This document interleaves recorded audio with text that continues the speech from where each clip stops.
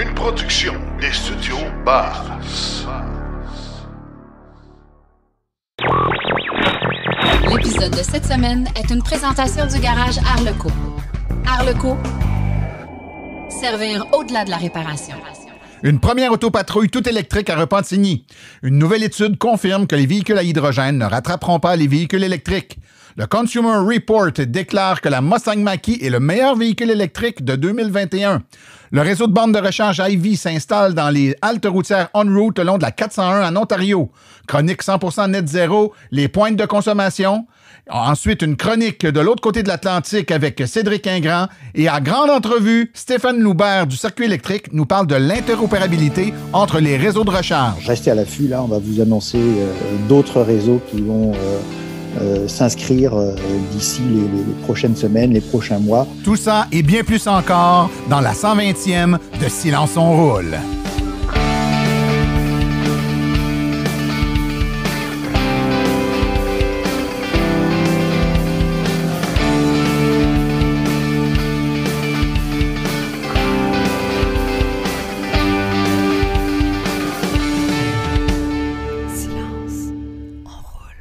Bonjour tout le monde, mon nom est Martin Archambault et c'est avec passion et plaisir que j'anime Silence on roule, le balado 100% dédié aux voitures électriques. Silence on roule est également partenaire de l'Association des véhicules électriques du Québec. J'espère que vous avez passé un bon 2 semaines, que vous allez bien.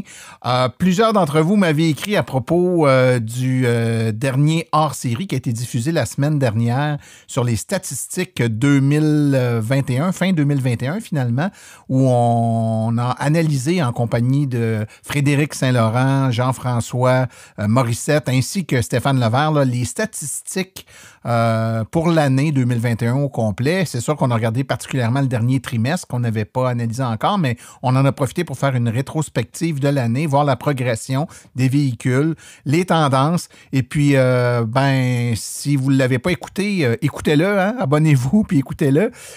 Mais c'est très excitant en termes de perspective d'avenir avec tous les nouveaux modèles ceux qui viennent tout juste de sortir, évidemment, qui ont encore pas eu beaucoup d'impact dans les statistiques, mais qui en auront dans les prochains mois, mais également les nouveaux modèles qui vont sortir d'ici quelques semaines, quelques mois, et qui vont vraiment venir donner là, un élan, espérons-le, et espérons que la disponibilité sera au rendez-vous. C'est l'élément marquant, je pourrais vous dire, là, des derniers mois et de la tendance actuelle, c'est-à-dire on a beaucoup de demandes pour les voitures électriques, on a très peu de disponibilité. Ça va devenir, comme ça l'était il y a peut-être 1 an et demi, 2 ans, là, un élément majeur de frein au tournant vers l'électromobilité là, si les véhicules ne sont pas disponibles chez les concessionnaires.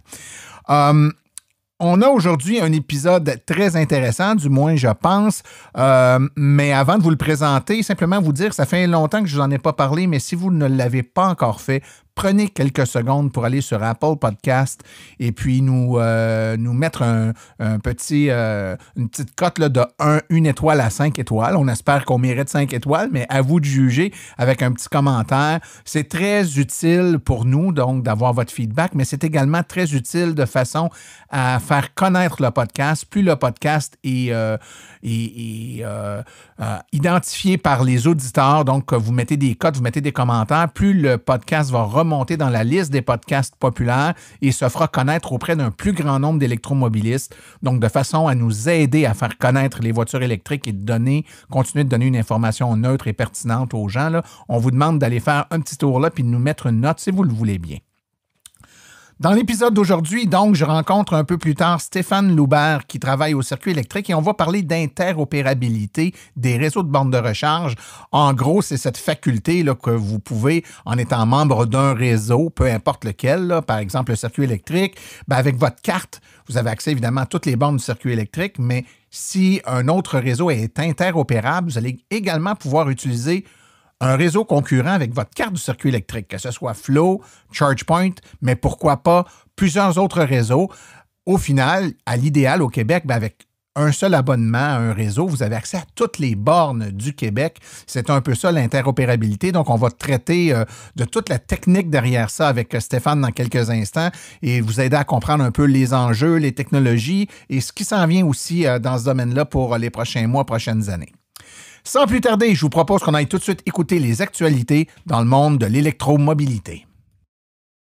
Vous voulez des produits qui permettront d'augmenter la valeur de revente de votre véhicule? Chez Précision PPF Vitres teintées, nous sommes à votre service depuis 2015. Nos maîtres installateurs sont tous certifiés et ont plus de 17 ans d'expérience dans le domaine. Nous offrons un service de qualité inégalé quant à la protection par pierre, les soins nanocéramiques ainsi que les vitres teintées. Notre pellicule par pierre ultra résistante est invisible et conservera l'intégrité de votre véhicule tout en prévenant la rouille et en protégeant la peinture contre les débris de la route. Notre traitement nanocéramique possède un puissant effet hydrofuge et il préserve l'éclat et la brillance de votre peinture pour en faciliter l'entretien. Que ce soit pour votre voiture, votre résidence ou votre commerce, Précision PPF Vitres teintées est là pour vous offrir la multitude d'avantages qu'offre la teinte de vitre. Venez nous rencontrer au 1970 Boulevard des Laurentides à Laval. Appelez-nous au 450-490-4488 ou encore venez visiter notre page Facebook Précision PPF Vitres teintées. Nous comblerons vos exigences tout en vous offrant la qualité que vous recherchez.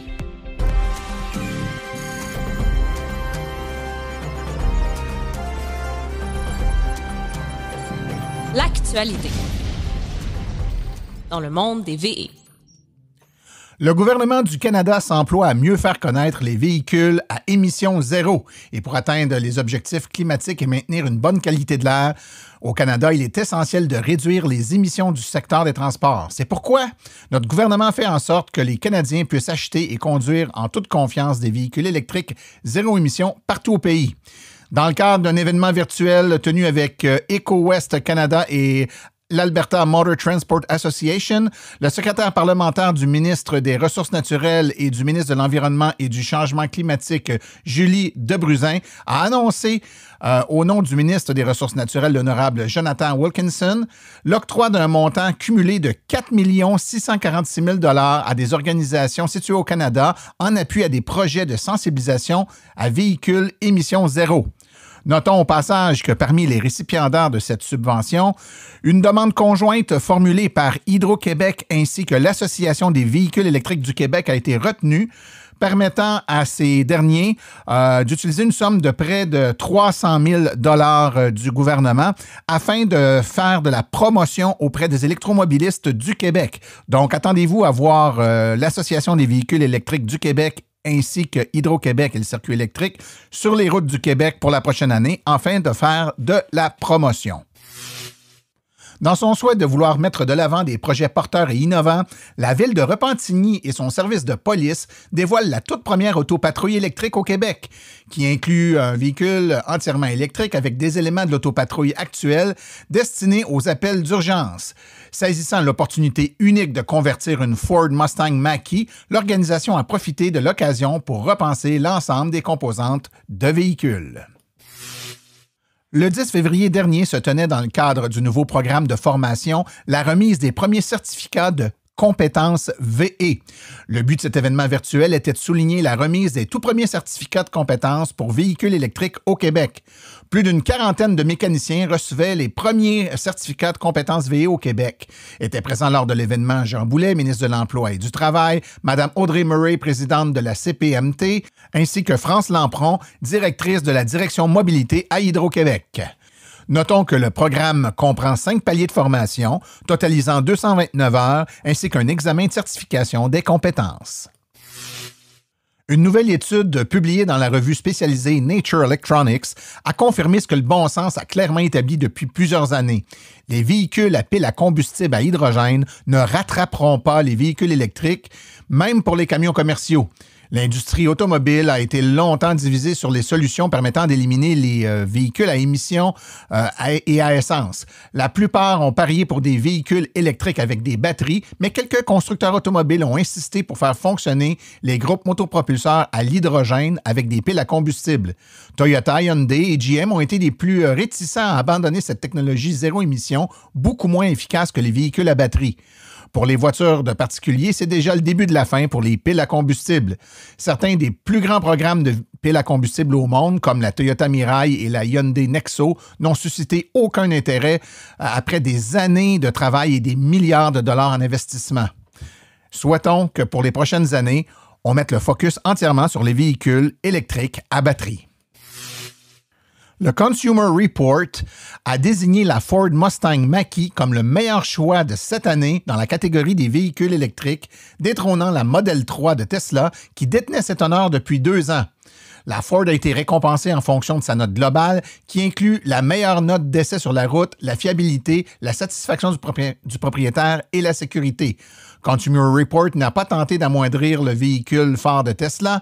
Il la recommande toujours et constate qu'il s'agit d'un excellent choix qui continue d'offrir les dernières technologies. Une longue autonomie, un réseau de recharge impressionnant et une expérience de conduite plus proche d'une voiture de sport performante qu'une berline.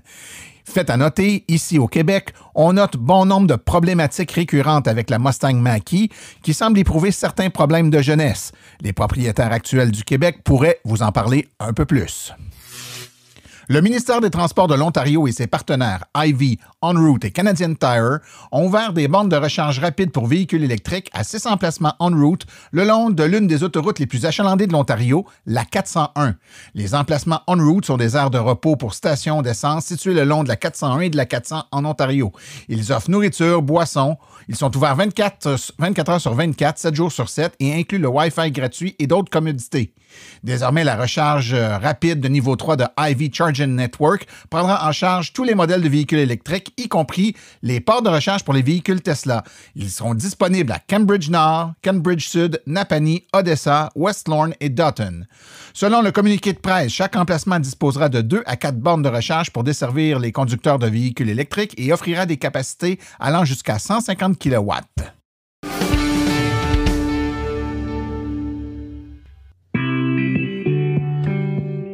Bonjour, bienvenue à la chronique 100% Net Zéro. Avec moi, Nicolas Lambert.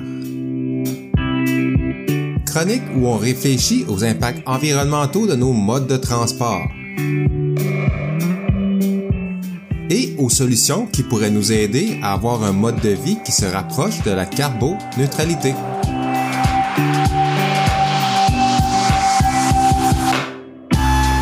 Aujourd'hui, les points de consommation et leur impact sur l'environnement.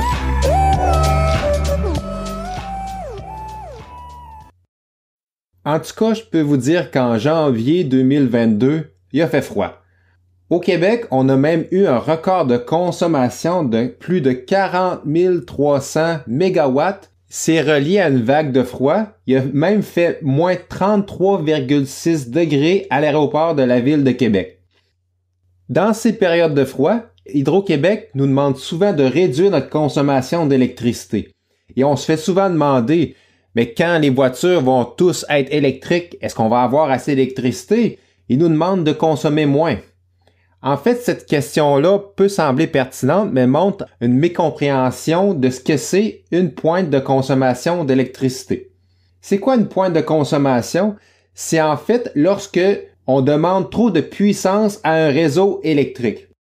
C'est un peu comme chez vous, vous avez différents circuits électriques et vous savez bien que c'est possible qu'un disjoncteur saute si vous demandez trop de puissance à un circuit électrique à la maison. C'est un peu la même chose au niveau du Québec tout entier. Si on demande trop de puissance au réseau, il peut y avoir des problèmes. Évidemment, on n'a pas un disjoncteur gigantesque pour Hydro-Québec, mais la problématique est similaire. On demande donc de débrancher les appareils qui utilisent beaucoup de puissance afin d'éviter que le disjoncteur saute. C'est ce qui s'est passé au Texas en janvier de l'an passé, en 2021, où est-ce qu'une vague de froid inattendue a amené les gens à consommer beaucoup plus, mais cette même vague de froid a compromis plusieurs moyens de production électrique de la région, essentiellement des centrales au gaz, où est-ce que le gaz naturel ne circulait plus bien dans les gazoducs. Le résultat a été catastrophique, où plusieurs régions ont manqué d'électricité pendant plusieurs heures, voire des jours, parce que le réseau électrique était incapable de leur fournir de l'électricité. Donc c'est ça qui arrive lorsque, pendant une période de pointe, le réseau électrique fournit pas assez d'électricité. Il faut donc être capable de prévoir le coût. Ici au Québec, c'est beaucoup relié au froid parce qu'on doit chauffer nos maisons à l'électricité, mais ailleurs dans le monde, c'est relié à d'autres problématiques qui vivent chez eux. Dans les pays plus chauds, il y a des points de consommation qui se produisent beaucoup plus en fin d'après-midi lors des grandes vagues de chaleur. J'en profite pour saluer tous les auditeurs qui nous écoutent d'ailleurs dans le monde et qui vivent dans un pays qui est peut-être un peu plus chaud que le nôtre. Pendant ces périodes de pointe-là, qu'est-ce qu'Hydro-Québec fait? C'est qu'il rajoute de la puissance sur le réseau pour éviter d'avoir le genre de problème qui a été vécu au Texas. On parle donc surtout d'importation. On va importer de l'électricité de l'Ontario et de New York, mais cette électricité-là est bien souvent générée par des sources d'énergie qui sont moins propres que le nôtre.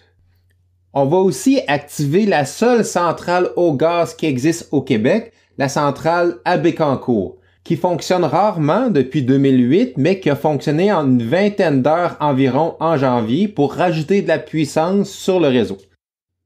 Mais là, je vous ai parlé qu'est-ce qu'on peut faire pour augmenter la production d'électricité au Québec lors des périodes de pointe. Mais il y a d'autres choses qu'on peut faire aussi pour mieux gérer ces périodes-là. Comme je l'ai mentionné, Hydro-Québec nous demande de moins consommer d'électricité pendant ces périodes-là. Donc, c'est fortement conseillé de ne pas recharger sa voiture le matin ou tout de suite en revenant du travail. On va plutôt opter pour une recharge pendant la nuit. Il y a aussi d'autres programmes qui sont offerts par Hydro-Québec sur une base volontaire. Il y a ILO qui permet à Hydro-Québec de prendre le contrôle d'une certaine partie de la consommation des gens via la technologie connectée. Un autre programme que je me suis porté personnellement volontaire, c'est un tarif flexible qui en fait amène une tarification plus élevée lors des périodes de pointe, mais plus faible en dehors des périodes de pointe.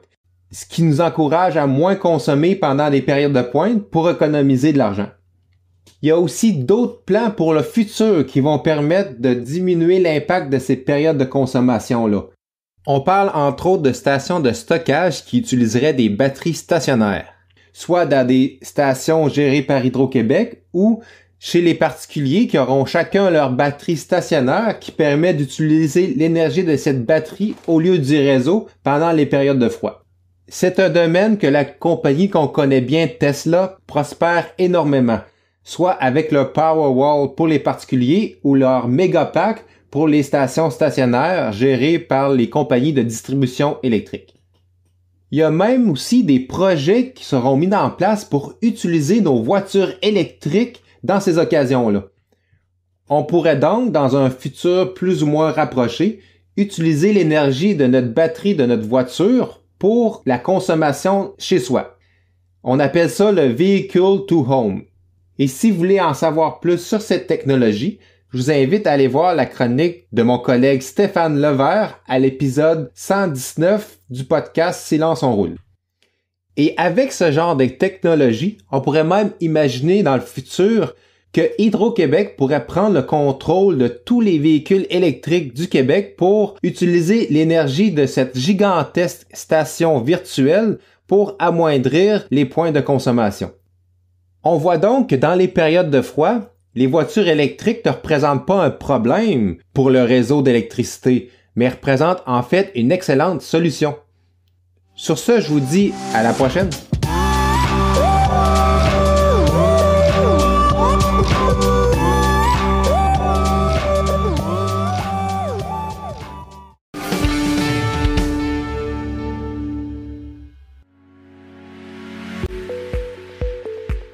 Vous venez de faire le saut vers l'électrique et devez réfléchir à vos recharges. Vous voulez une borne au chalet? Vous voulez une solution rapide et sans embûches? Il n'y a qu'une solution, Hydro Solutions. Depuis plus de 60 ans, Hydro Solutions est une entreprise québécoise de confiance.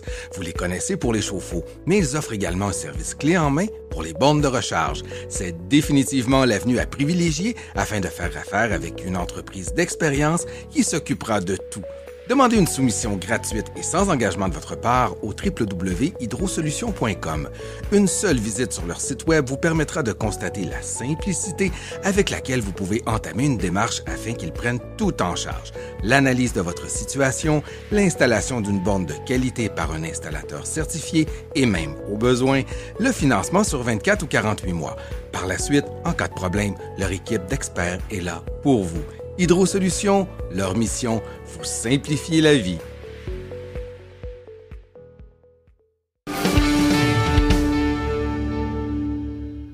Alors, je suis présentement en compagnie de Stéphane Loubert, responsable des produits logiciels à la direction mobilité d'Hydro-Québec. Bonjour Stéphane. Bonjour Martin. Donc, comme d'habitude, je fais mon disclaimer, on se connaît, donc je vais t'appeler par ton prénom, si tu permets, ça va être plus naturel. Tout à fait. Donc, Stéphane, tu es ici aujourd'hui pour nous parler d'interopérabilité des réseaux de bornes de recharge. Donc, peut-être d'entrée de jeu, on va juste clarifier ou en tout cas définir ce que veut dire ou ce qu'implique l'interopérabilité. Pourrais-tu nous en tracer une petite définition? Oui, bien sûr. L'interopérabilité, c'est la capacité de plusieurs systèmes ou entités, si vous voulez, à communiquer ensemble. Donc, dans l'exemple du réseau de bornes de recharge, eh bien, c'est la capacité qu'on va offrir à un utilisateur, par exemple, du circuit électrique, de pouvoir démarrer une session de recharge sur une borne d'un autre réseau de recharge. Donc, en étant membre du circuit électrique, par exemple, et avec notre carte ou notre application mobile, et dans les exemples, là, on pourra les détailler tantôt, c'est essentiellement avec l'application mobile pour l'instant, là, pour la vaste majorité du moins des réseaux, mais on n'a pas besoin d'aller avec la carte ou l'application d'un autre réseau. On fait tout ça à partir de notre membership d'un réseau. On aurait accès à des bornes d'un autre réseau. Oui, alors c'est sûr que idéalement, l'interopérabilité permet de se charger avec l'application mobile et avec la carte, mais côté carte, il y a beaucoup d'enjeux et généralement, quand on parle d'interopérabilité entre réseaux de recharge, c'est juste avec une application.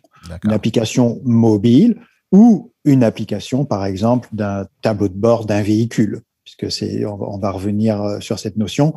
Mais l'industrie s'en va doucement vers ce type de recharge. D'accord.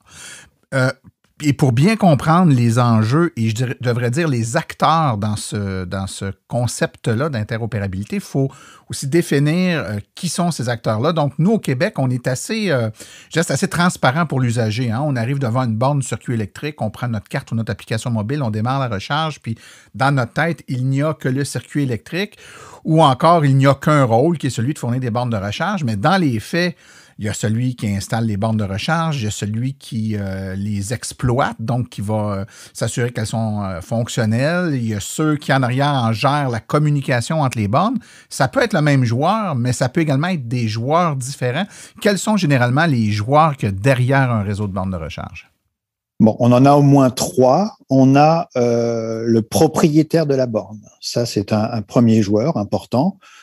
Puis, si la borne est en réseau, eh bien, on a un opérateur de réseau de recharge.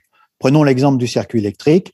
Nous sommes ce qu'on appelle CPO, pour Charge Point Operator, opérateur de réseau de recharge du circuit électrique. Nous opérons des recharges, des bornes électriques qui nous appartiennent, les bornes rapides, et certaines qui ne nous appartiennent pas, les bornes de niveau 2 qui appartiennent aux propriétaires, des municipalités, des institutions privées, des restaurants, etc. Donc ça, c'est les 2 premiers joueurs.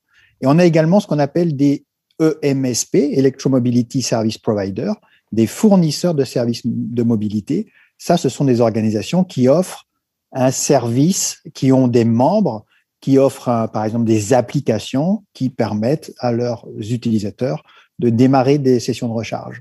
Donc, un CPO souvent est également MSP, EMSP, mais pas forcément. Nous, Circuit électrique, nous sommes à la fois CPO et à la fois EMSP, car à travers notre application mobile ou notre carte de membres, nos membres peuvent se charger sur les bornes. Mais on a des EMSP qui ne sont pas opérateurs de réseau de recharge. Prenons l'exemple de ChargeHub, par exemple. Il offre une application mobile, mais il n'exploite absolument pas de borne de recharge. Je parlais des manufacturiers automobiles tantôt, mais c'est exactement le même contexte. Ils n'opèrent absolument pas de borne de recharge, ces joueurs-là. D'accord. C'est un peu ça.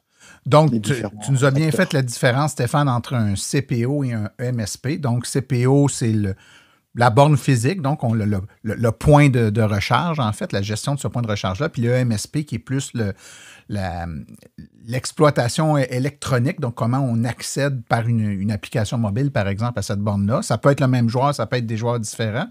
On comprend que le circuit électrique joue les 2 rôles, essentiellement, ici. maintenant, dans une optique où on est interopérable, c'est-à-dire qu'avec l'application mobile du circuit électrique, par exemple, on accède à des bornes d'un autre CPO, je vais le dire comme ça. À partir du moment où on démarre une recharge, il y a une recharge qui démarre. Est-ce que c'est le client qui se recharge, c'est un client du CPO, du MSP? Donc, si je fais ça en plus clair, si j'ai mon application du circuit électrique et que je démarre une recharge sur le réseau ChargePoint, par exemple, est-ce qu'actuellement, je suis un client de ChargePoint ou du circuit électrique puisque j'ai utilisé mon application du circuit électrique pour le faire? Vous êtes un client du circuit électrique. En tant que EMSP, le circuit électrique vous offre une application mobile qui vous permet de démarrer des sessions sur une borne ChargePoint dans ton exemple. Et donc, les fonds qui sont utilisés pour démarrer une recharge proviennent du portefeuille du membre du circuit électrique. Donc, ce sont des fonds ensuite qu'on doit bien sûr reverser à ChargePoint puisque c'est sa borne que le membre a utilisée. D'accord. Et là, je te pose une question, Stéphane, toute simple, là, qui me vient à l'esprit. Ça veut donc dire que des gens vont se connecter, vont démarrer des recharges sur des bornes ChargePoint, mais toute la gestion de la connexion se fait par l'intermédiaire du circuit électrique. Donc, tu l'as dit, on est client du circuit électrique. Donc, est-ce que ChargePoint perd un contact ou une connexion avec ses clients? Est-ce qu'il n'y a pas là pour le réseau qui est interopérable et qui voit des sessions se faire démarrer par une autre application, une déconnexion avec nos clients? On parle de contact avec nos clients. Est-ce que c'est ce qui se passe et est-ce que les opérateurs de bornes voient ça comme étant nuisible ou dangereux? C'est inéluctable. Dans un monde où on a de plus en plus d'opérateurs de recharge, on dilue de plus en plus les utilisateurs à travers ces réseaux de bornes de recharge, à travers ces nouveaux EMSP qui se créent tous les jours. Donc, à moins de fermer la porte, de cadenasser la porte d'accès de ces bornes uniquement à ses membres, effectivement, si on veut accueillir un peu tout le monde, ça vient avec des contreparties et en effet, on n'aura aucune information en fait sur l'utilisateur ChargePoint, par exemple, qui viendra se charger sur nos bornes. Et quand il appellera le service à la clientèle, si jamais il y a un problème sur la borne, on pourra le dépanner si c'est un problème technique de la borne, mais on n'a absolument aucune connaissance là des fonds qu'il a dans son compte ChargePoint ou des problèmes qu'il aurait à partir de son application, etc. Donc, c'est sûr que c'est un petit enjeu pour des CPO d'accueillir des membres d'autres réseaux, mais somme toute, c'est quand même relativement négligeable et on n'a pas le choix que de s'ouvrir comme ça un maximum de À titre de comparaison, Stéphane, c'est un peu comme si j'ai une carte de guichet d'une banque, puis je vais faire un retrait au guichet automatique d'une autre banque. Si j'ai un problème avec mon compte, il n'y a plus de fonds sur mon compte, ou mon compte a été gelé, c'est pas la banque qui est une autre banque que la mienne, de laquelle j'essaie de faire le retrait, qu'il faut falloir que j'appelle le service à la clientèle. Ça va être le service à la clientèle de ma banque à moi parce que c'est là qu'il y a le problème, même si c'est une banque affiliée qui m'offre le service de retirer de l'argent. Exactement, l'analogie est bonne. À différence près, c'est que effectivement, dans le monde de la recharge, peut-être qu'il peut y avoir un problème physique de la borne et là, on peut dépanner l'utilisateur, mais en général, effectivement, on appelle le réseau dont on est membre. Parfait. Allons-y maintenant d'un point de vue un peu plus précis, technique, dans les façons de fonctionner. Donc, pour être interopérable, les réseaux doivent donc forcément se parler. Il doit y avoir une communication, directe ou indirecte, tu nous l'expliqueras.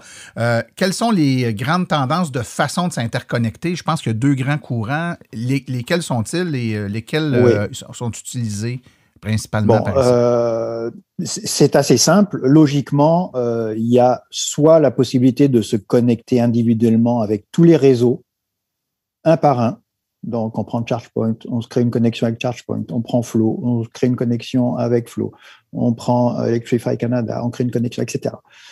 Ça, c'est la façon la plus basique et c'est celle qu'on retrouve en général en Amérique du Nord. Puis, il y a la façon plus européenne qui est d'utiliser des hubs ou des agrégateurs, c'est-à-dire des organisations qui ont pour mandat d'interconnecter tous les joueurs entre eux et ainsi simplifier en fait les connexions. comme je le disais, donc en Amérique du Nord, pour l'instant, c'est essentiellement ce qu'on appelle du peer-to-peer, c'est-à-dire des connexions 1 à 1, parce que également, on est dans un environnement beaucoup moins hétérogène qu'en Europe. À l'origine, il y a beaucoup moins de joueurs en Amérique du Nord qu'en Europe, mais petit à petit, on voit que le marché évolue et de plus en plus de compagnies se lancent dans la recharge. Donc, on va s'orienter petit à petit de plus en plus vers un système qui ressemble à l'Europe. Et c'est pourquoi nous-mêmes sommes en train de prendre le virage du hub, de la solution d'agrégation, en confiant donc cette interopérabilité à une entité tierce, indépendante, dont le rôle va vraiment être de connecter tous les autres réseaux et ainsi d'offrir d'une façon relativement simple bien l'interopérabilité entre tous les joueurs qui voudront bien participer à cet écosystème. D'accord. Donc, si je comprends bien, Stéphane, l'avantage pour l'opérateur d'un réseau, comme le circuit électrique, c'est on gère une connexion avec ce hub-là, et c'est le hub qui, lui, va gérer l'interconnexion avec les autres réseaux. Donc, à l'aide d'une seule connexion avec le hub, j'ai accès à tous les autres réseaux qui seraient connectés au même hub. Qu'il y en ait 2, qu'il y en ait 5, qu'il y en ait 12. C'est pas le réseau qui a géré la multitude d'interconnexions. On n'en gère qu'une avec le hub et le hub s'occupe du reste. Exact. On a déjà énormément à faire à gérer notre réseau de bornes. C'est extrêmement dispendieux, vous vous en doutez bien. Alors si en plus, à chaque fois qu'il y a un nouveau réseau qui pop, on doit aller lui serrer la main, discuter de l'interopérabilité, écrire une entente, développer les connexions entre les réseaux, maintenir cette connexion, faire tout aussi toute la réconciliation financière, parce que à chaque fin de mois, il y a un réseau qui doit de l'argent à l'autre et vice-versa. Donc, c'est énormément d'activités qui, au final, coûtent très cher à un réseau de bornes. Et l'utilisation d'un hub, effectivement, permet de s'affranchir d'une bonne partie de toute ce côté administratif très gourmand en ressources financières et humaines. Donc, tu l'as abordé dans ton explication, Stéphane. Donc, l'agrégateur va jouer un rôle important parce qu'il va lui-même faire une série de tâches, il va jouer des rôles que l'opérateur de réseau, lui, n'aura pas à s'occuper. Donc, tout le volet partenariat. Donc, tu sais, je gère le partenariat avec le hub, mais une fois que c'est fait, c'est cet agrégateur-là qui va gérer ou négocier les partenariats avec les autres réseaux. Je n'aurais pas à m'en préoccuper. Mais il y a également plein d'autres tâches que l'agrégateur doit faire. Peux-tu nous dresser une liste de ces tâches-là? Oui. Alors, d'abord, un point important, c'est que chacun est traité de manière égale dans cet écosystème de hub. C'est-à-dire qu'on a tous le même contrat avec l'agrégateur, et donc il n'y a personne qui a des avantages par rapport à d'autres. Donc ça met déjà la table à une certaine équité entre les réseaux pour qu'au final, l'utilisateur il bénéficie des mêmes services partout.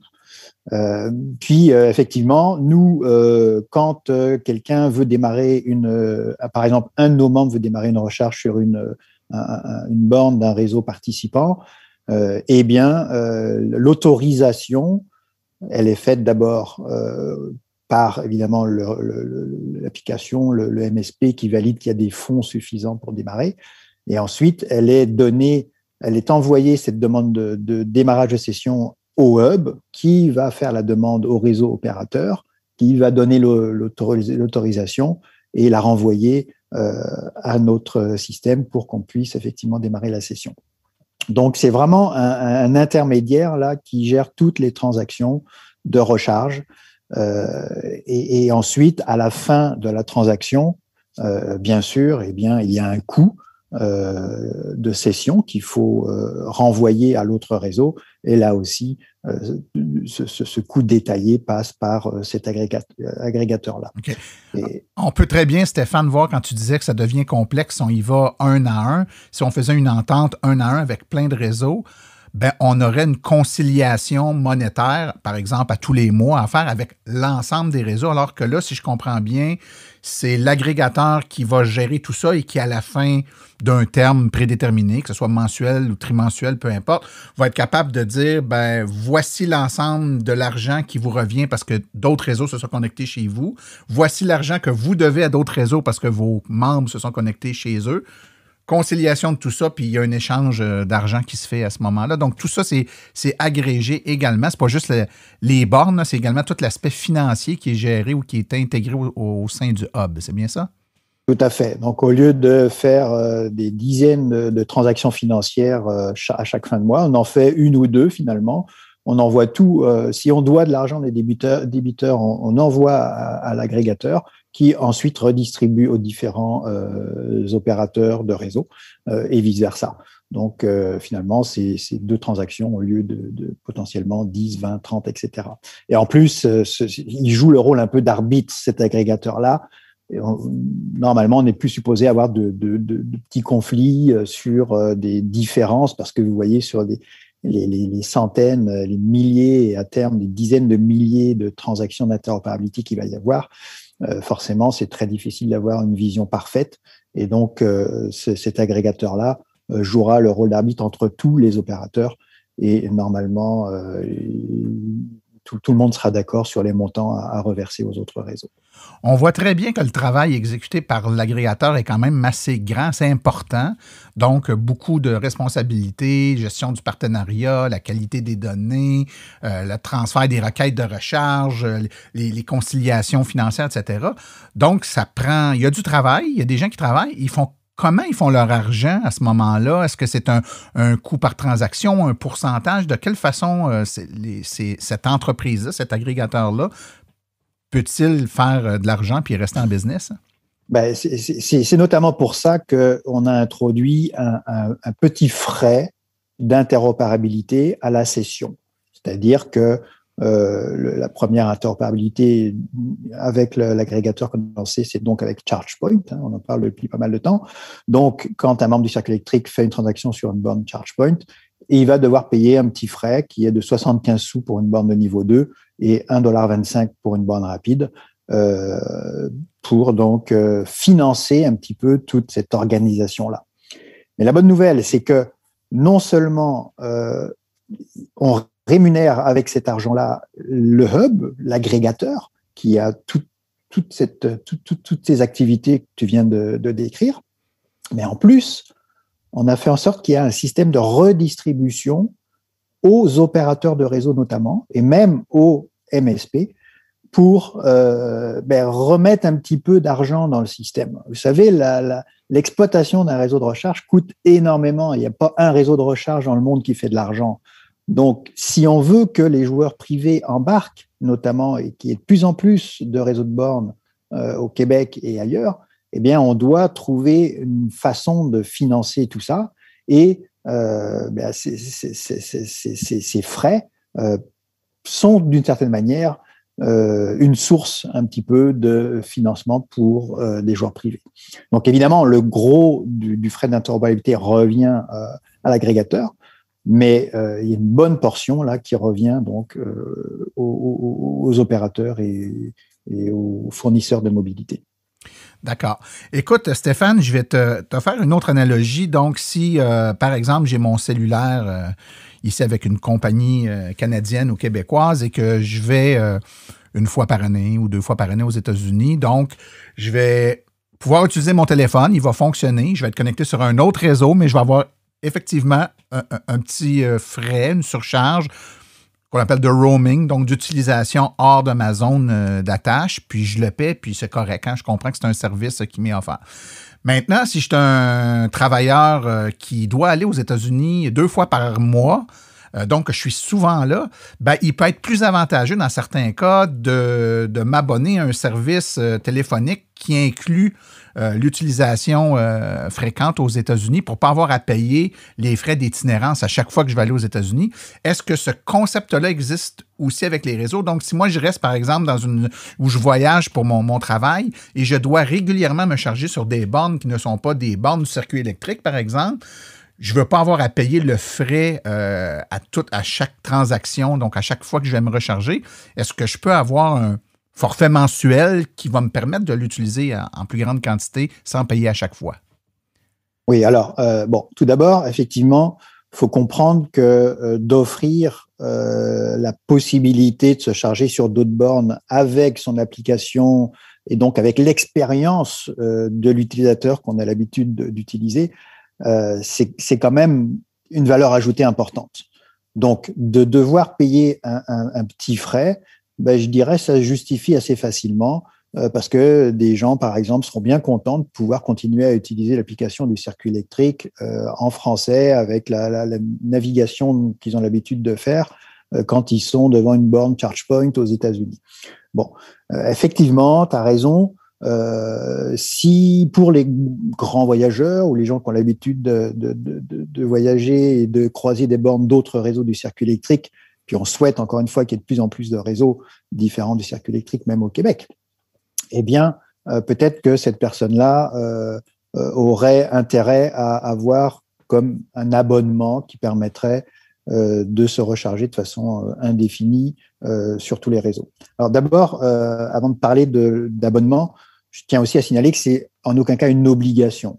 L'utilisateur a toujours la possibilité d'avoir autant d'applications que de réseaux de bornes, mais c'est vrai que c'est pas très pratique. Il monopolise en plus des fonds, il doit créditer chaque portefeuille, mais bon, c'est possible. Bon, maintenant, parlant d'abonnement, effectivement, donc pour ces grands voyageurs, ces grands utilisateurs de multiples réseaux de bornes, nous allons lancer, ce n'est pas encore effectif, mais nous allons le faire dans les prochaines semaines, je dirais, un abonnement annuel au coût probablement de $25, et donc qui permettra de s'affranchir des frais d'interopérabilité pour toute session démarrée sur une borne partenaire. Et ça, Stéphane, c'est bon. Le $25 dans l'exemple que tu donnes, c'est bon pour se brancher sur toutes les bornes qui font partie de cet agrégateur-là, ceux actuels et ceux futurs. Donc, s'il s'ajoutait des nouveaux réseaux qui s'interconnectent au hub, on n'aurait pas besoin de repayer. Automatiquement, on a accès à tous les réseaux, c'est ça? Et alors, exactement. En fait, aujourd'hui, on est un peu en mode hybride aujourd'hui au circuit électrique. On a une connexion directe avec Flow. Puis on a donc cette connexion avec le hub avec ChargePoint. Bon, pour l'instant, donc c'est juste ChargePoint qui a embarqué dans le hub, mais c'est tout nouveau. Puis c'est bien parti pour que ça devienne vraiment une référence et que petit à petit, différents joueurs, même tous les joueurs de l'industrie, embarquent dans ce hub. Et d'ailleurs, restez à l'affût. Là, on va vous annoncer d'autres réseaux qui vont s'inscrire d'ici les prochaines semaines, les prochains mois. Et on espère bien, comme je le dis, avoir tous les grands joueurs majeurs d'ici un an ou deux qui seraient représentés dans ce hub. Majeurs en Amérique et au Québec, Stéphane, sans nous révéler de secrets. Oui, bien sûr. Oui, tout à fait. Tout le monde. Nous, on accueille tout le monde. Puis, de toute façon, c'est au hub d'aller faire sa promotion. Puis, nous, on aide cet agrégateur-là pour aller chercher d'autres réseaux. Mais l'idée, c'est vraiment là, de créer une tendance lourde et que chaque CPO, chaque opérateur de borne de recharge embarque dans ce système-là pour s'interopérer avec tous les joueurs. Un tout petit bémol, chaque CPO a quand même la possibilité de refuser éventuellement une interopérabilité avec d'autres joueurs, mais de facto, il l'accepte.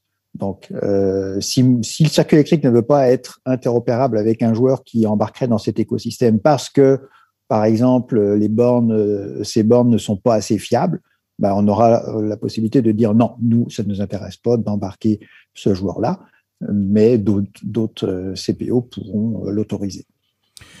Stéphane, on a fait un très beau tour d'horizon. Je pense que c'est un peu plus clair ce qu'est l'interopérabilité, qui sont les joueurs impliqués là-dedans, puis en même temps, ce que j'en retiens, puis tu me diras si je me trompe dans mon résumé, c'est que ce qui est en train de se mettre en place, qui est déjà fonctionnel, c'est embryonnaire dans la mesure où la preuve de concept est faite, ça fonctionne avec ChargePoint, et là, d'autres réseaux devraient venir se greffer, ce qui fait que plus le temps va avancer, plus de joueurs vont intégrer ce hub-là, plus l'ensemble des réseaux pourront bénéficier de l'ensemble des bornes. Et dans un monde peut-être de licorne, me diras-tu, un usager au Québec qui a son application du circuit électrique aura accès à la vaste majorité des bornes de l'ensemble des réseaux sans avoir à s'installer nécessairement plein d'applications en utilisant toujours son application préférée. Exact. Vous allez voir, on va embarquer bientôt des joueurs de l'Ontario, de la Nouvelle-Angleterre, etc. Donc, on pourra permettre très facilement, avec une seule expérience dans l'application du circuit électrique, de se promener, de se charger à peu près partout, au moins dans les environs là, de l'Est du continent. Et puis, un des avantages là qu'on recherche à travers ça, c'est la vélocité. Comme je disais, là, c'est complexe d'aller négocier un par un des accords. Là, dès qu'un joueur embarque, paf, tout de suite, immédiatement, il devient interopérable. Et vous pensez bien que ça frappe aux portes de l'agrégateur là, parce que le circuit électrique, on a la chance d'être quand même incontournable en Amérique du Nord.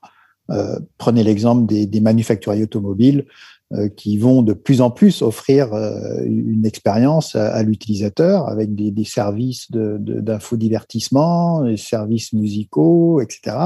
Bien, le service de recharge, bien sûr, sera un des services qu'ils proposeront.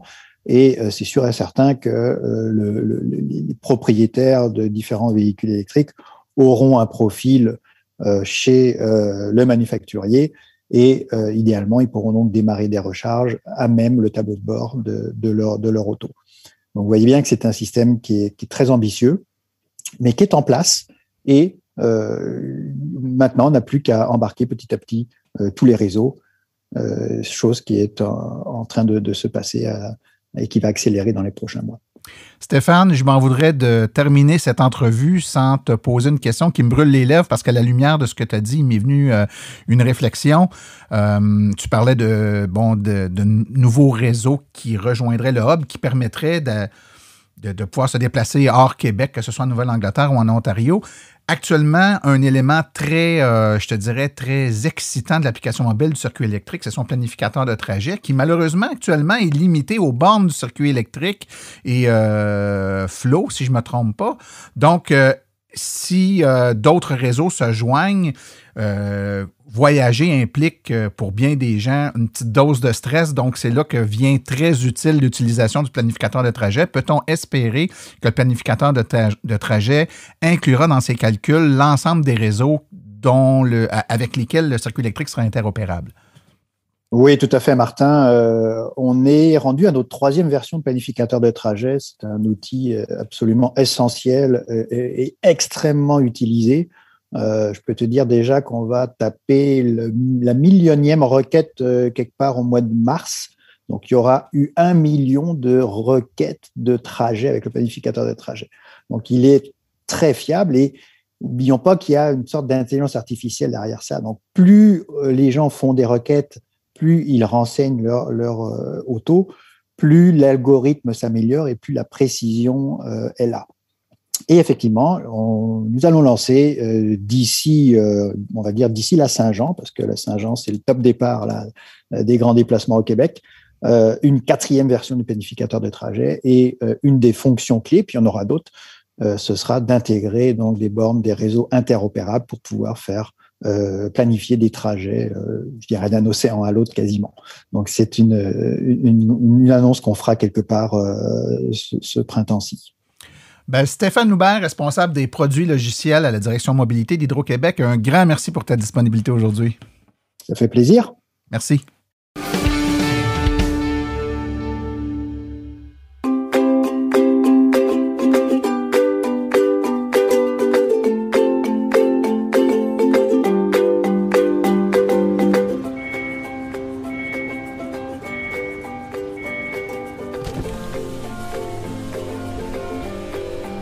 C'est vrai que ça brise moins, mais il y a quand même un minimum d'entretien à faire sur nos voitures électriques. Quand est venu le temps de faire l'entretien de mon véhicule, j'ai choisi de faire confiance à l'équipe d'Arleco plutôt que le concessionnaire. Ça fait maintenant 3 générations que cette entreprise familiale chouchoute nos voitures et ils ont été parmi les premiers à s'engager activement dans l'électrification des transports, tout en adoptant des procédures et des produits sains pour l'environnement. Avec ses techniciens spécialement formés à l'entretien et réparation des voitures hybrides et électriques, Arleco nous offre aujourd'hui la même qualité de service sur nos VE qu'elle a toujours livré depuis bientôt 40 ans. De plus, chez Arleco, j'obtiens 10 % de rabais sur la main-d'œuvre et les traitements anti-rouille avec ma carte membre hors de l'AVEC. Arleco Génération 3, 8470 Boulevard Parkway à Anjou. 514-352-1446 ou arleco.ca. Arleco, servir au-delà de la réparation.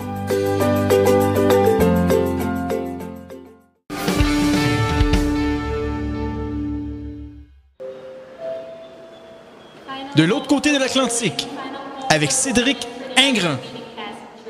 Et nous voici en compagnie de notre collègue Cédric Ingrand. Bonjour Cédric. Salut Martin, c'est un plaisir de te retrouver. C'est tout à fait partagé, mon cher ami. Alors, tu as des sujets, tu m'as envoyé ça juste avant, des sujets tout chauds à nous présenter aujourd'hui. Par quoi on commence? Peut-être par les chiffres presque renversants des ventes de ce que les articles que j'ai vus appellent les plugins, mais c'est-à-dire c'est tous les véhicules qui se branchent sur le courant, c'est-à-dire évidemment les véhicules électriques, mais aussi les hybrides rechargeables, qui, chez nous, en décembre dernier, ont représenté... Je vois ce chiffre est devant mes yeux et mon cerveau refuse de comprendre. 29% des ventes de véhicules neufs. Wow. Schématiquement, je sais que c'est des choses qui vous concernent moins, vous, en Amérique du Nord, mais ça veut dire que ça a dépassé chez nous le diesel, qui était pourtant quelque chose d'indépassable. Ça fait 278 000 véhicules vendus en décembre.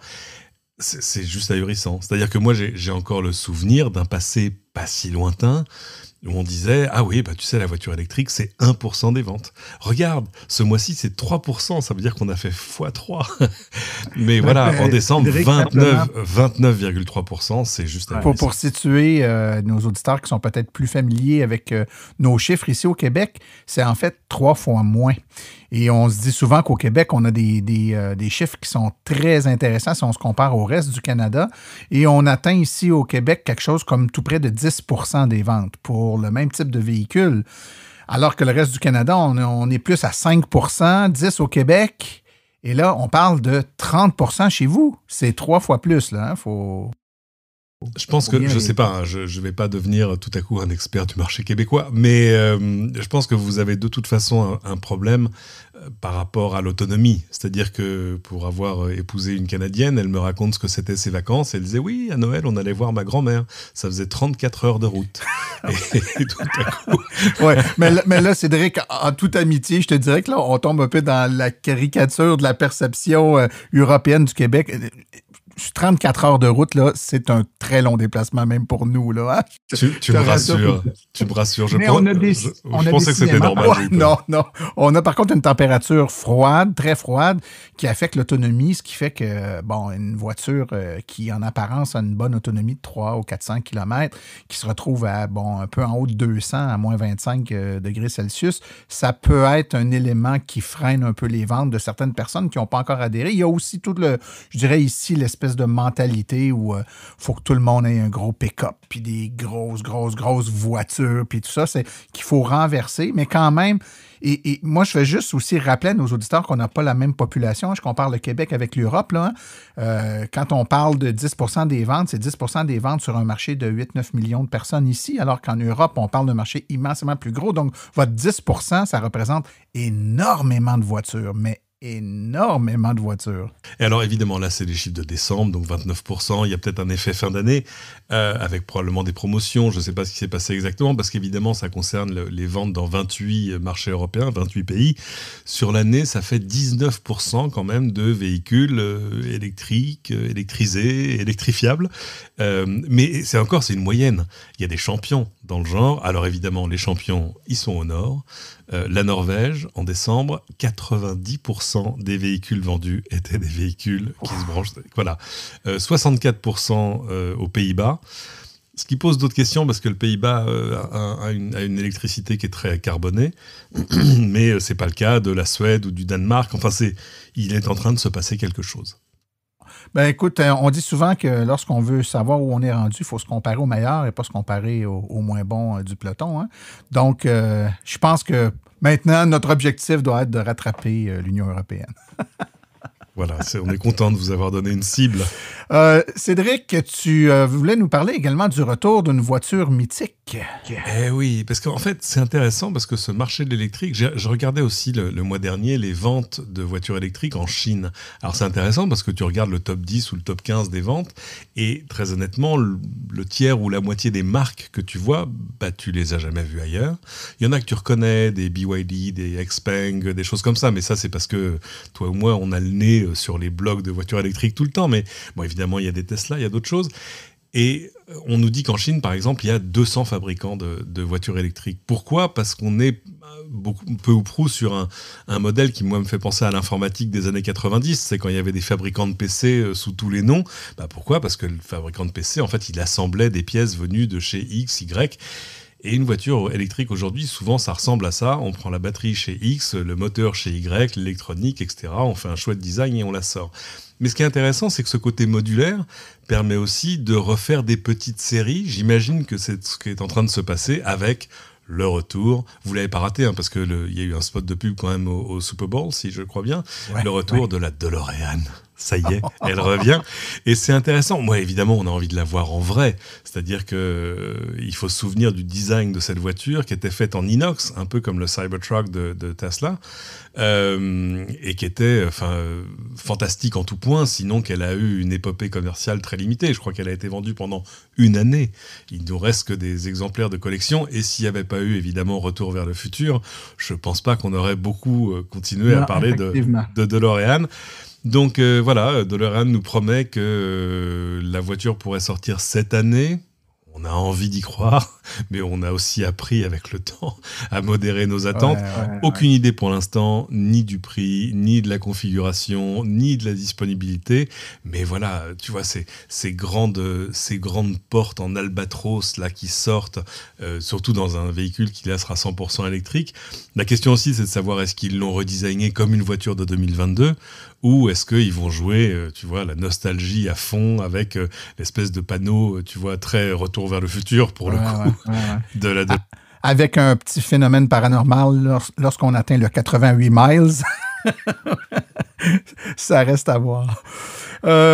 Finalement, Cédric a également la conduite autonome de niveau 3 autorisée en Europe. Ça y est. Enfin, on va avoir une excuse pour l'acheter, l'autopilot de Tesla un jour. Oui, ça y est. Alors, c'est pas que l'Europe. Hein. En fait, c'est tous les signataires de la Convention de Vienne, si je me souviens bien. Enfin, tout ça est pas récent. C'est-à-dire, c'est 54 pays, mais de fait, dont l'essentiel de l'Union européenne, qui ont signé un accord sur le déploiement, enfin, l'autorisation, en tout cas, des voitures autonomes de niveau 3. Alors, on explique ce qu'est le niveau 3. C'est le passage du niveau 2. Niveau 1, c'est pas grand-chose. C'est comment ça s'appelle, le cruise control, comme on dit en bon français. Le niveau 2, c'est des systèmes d'aide à la conduite adaptatifs qui regardent la voiture qui est devant, qui est derrière, les changements de fil et le reste. Et le niveau 3, bah évidemment, tout à coup, c'est le véhicule peut lancer des manœuvres de dépassement tout seul, d'évitement, accélérer, freiner. Et surtout, c'est sans les mains, quoi. C'est-à-dire que tout à coup, il est admis que le conducteur a plus besoin d'être dans le contrôle constant de son véhicule. Il est juste supposé pouvoir reprendre le contrôle si le besoin s'en fait sentir. Donc c'est quelque chose qu'on attend depuis longtemps. On n'en est pas du tout encore à penser au niveau 4, c'est-à-dire à une voiture qui serait essentiellement autonome. Mais là aussi, évidemment, le diable se situe dans les détails. Alors ces technologies-là, elles sont déjà dans plein de voitures. Elles sont déjà dans les dernières Tesla, dans même l'essentiel. Elles sont dans certaines Mercedes récentes, la EQS, c'est-à-dire sa classe S électrique, etc. Mais quand je disais que le diable se loge dans les détails, c'est que ce sera autorisé, mais ça pourrait entrer en vigueur, par exemple, en France, à l'été prochain, sinon que ça ne fonctionnerait que dans les voies de circulation qui n'ont ni piétons ni cyclistes. Jusque-là, je comprends, c'est-à-dire autoroute, ce genre de choses. Il faut qu'il y ait une séparation physique centrale entre les voies de circulation. Là aussi, je comprends. Et là où le bas blesse, c'est que ça ne fonctionnerait que pour une vitesse maximale de 60 km/h. C'est-à-dire que tout à coup, ça perd un peu de son intérêt. Oui, surtout que si on les limite aux autoroutes et qu'on dit qu'il faut limiter à 60 km/h, est-ce qu'il reste beaucoup de non, parce que des voitures à 60 km/h, il y en a très peu, surtout des routes à 60 km/h qui n'ont ni piétons, ni cyclistes, ni etc. Ouais. Ça ressemble plutôt à des routes sur lesquelles on roule ici à 70, 80, 90, voire 110 et 130 km/h sur les autoroutes. Alors, il y a quand même... Il reste un soupçon d'espoir, c'est-à-dire que l'extension de cette limitation-là à 130 km/h est déjà envisagée pour un avenir qu'on espère le plus proche possible. Mais ça, c'est vrai que très clairement, ça nous changerait vraiment, vraiment la vie. Bon, pour l'instant, c'est un texte de la Convention de Vienne. C'est une modification apportée à la Convention de Vienne. Il faut que tout ça soit décliné dans la loi de chaque pays. Évidemment, on va regarder ça de très très près. Mais il y avait déjà chez nous, il n'y a pas si longtemps, une ordonnance et un décret qui avait acté l'absence, par exemple, de responsabilité du conducteur en cas d'accident s'il utilisait un système de conduite autonome. On nous promet que la publication, parce que chez nous, tu sais, rien ne marche tant que c'est pas paru au journal officiel, et tout ça est prévu au plus tard le 1er septembre 2022. Je te promets que je serai sur les rangs pour être le premier à activer la fonction quand ce sera légal. Et à ce moment-là, Cédric, je te promets qu'on fera une entrevue pour que tu nous partages le plaisir que tu as éprouvé à ne pas conduire ta voiture. on achète les véhicules les plus performants, les plus technologiques au monde pour se permettre de s'asseoir et de les regarder piloter seuls. Absolument. Mais moi, j'ai presque une allégorie. C'est-à-dire que je me retrouve sur des trajets un peu longs. J'ai fait encore 500 km hier. À conduire cette voiture un peu comme on conduirait un avion. C'est qu'en fait, tu vois, il y a l'autopilote à la main, en gros, sur le maintien de la file, comment on dit le cruise control en français ? Régulateur de vitesse. Le régulateur de vitesse, merci Martin. Je suis content d'apprendre un français, les bons termes en français, oui. Et tu te retrouves, moi je me retrouve à regarder l'autonomie, la gestion de la prochaine recharge, peut-être de manière un peu fine, la vitesse, etc. Tu n'es plus dans le contrôle seconde par seconde de ce qui est en train de se passer sur la route, et tout à coup tu délègues beaucoup, c'est-à-dire que tout à coup tu fais confiance à la machine. Ça prend un petit peu de temps. Ma maman qui a acheté une Tesla l'été dernier, elle n'en est pas encore à lâcher le volant, à regarder ce qui se passe et à se dire elle n'a pas confiance pour l'instant. Elle conduit, elle a un contrôle direct sur sa machine, mais on s'aperçoit que voilà, progressivement on rentre dans des degrés d'abstraction par rapport à la machine qui on a du mal à imaginer ce jour où il y aura plus de volant. Mais je pense qu'on le verra de notre vivant, Martin, tu verras. Oui, moi aussi, je pense qu'on va le voir. Et que ceux qui n'y croient pas seront confondus, comme on dit par chez nous. Les choses vont toujours plus vite qu'on imagine. Oui. Merci beaucoup pour cette chronique, Cédric. C'est un plaisir, Martin.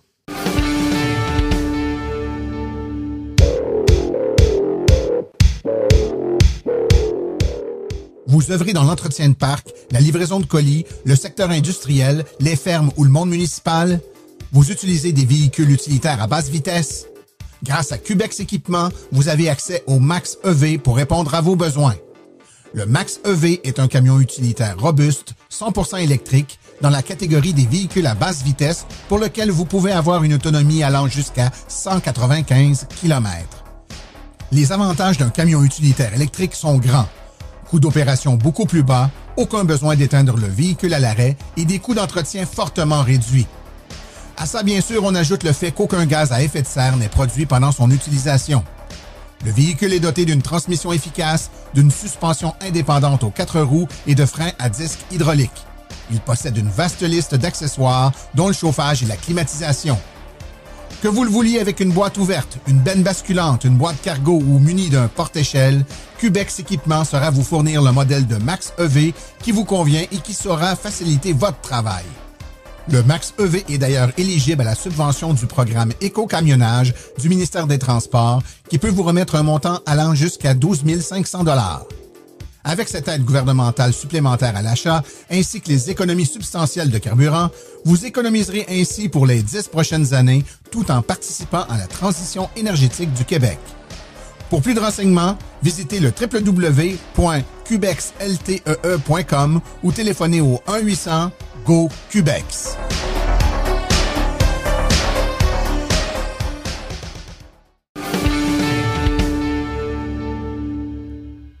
Voici les événements à venir dans les prochaines semaines dans le monde de l'électromobilité. Conférence virtuelle, la voiture électrique est pour vous par Simon-Pierre Rioux, c'est à l'Académie des retraités de l'Outaouais.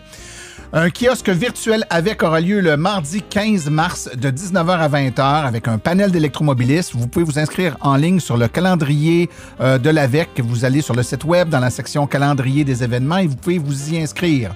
Conférence virtuelle, la voiture électrique est pour vous, que j'aurai la chance de donner à la bibliothèque de Vaudreuil-Dorion le 24 mars à 19h. Un autre kiosque virtuel avec jeudi le 31 mars de 19h à 20h30. Encore une fois, l'inscription se fait en ligne sur le site de l'AVEC.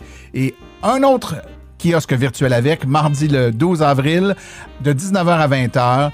Toujours inscription en ligne.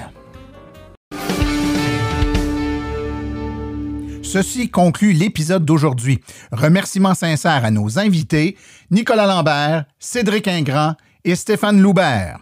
À la recherche, Martin Archambault et Stéphane Levert. Merci à nos chroniqueurs Stéphane Levert, Claude Gauthier, Laurent Gigon, Philippe Corbeil, Philippe Calvé, Cédric Ingrand et Nicolas Lambert. Aux communications, Marie-Hélène Hamelin, thème musical François Villot, Luc Poirier et Marie-France Falardeau. Réalisation et production, les studios Basses. Un merci spécial à Arleco, notre commanditaire principal, ainsi qu'aux autres annonceurs qui rendent l'émission possible, c'est-à-dire Hydrosolutions, Précision PPF Vidre Teinté, Cubex Équipement, la boutique Réserve Bière et Saveurs, Boco Eco et l'Association des voitures électriques du Québec. La reproduction est permise, mais nous apprécierions en être avisés.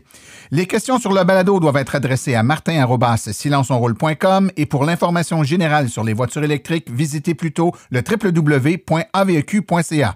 Vous avez également aux archives de toutes nos balados au archives.silenceonroule.com. Mon nom est Martin Archambault et d'ici le prochain balado, j'espère que vous attraperez la piqûre et direz vous aussi, silence, on roule.